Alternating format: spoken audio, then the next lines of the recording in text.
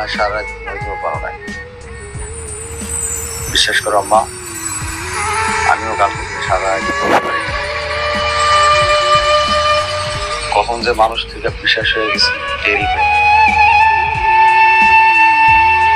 আমার তো এখন তোমার কাছে মাপ চাওয়ার যোগ্যতাও নাই।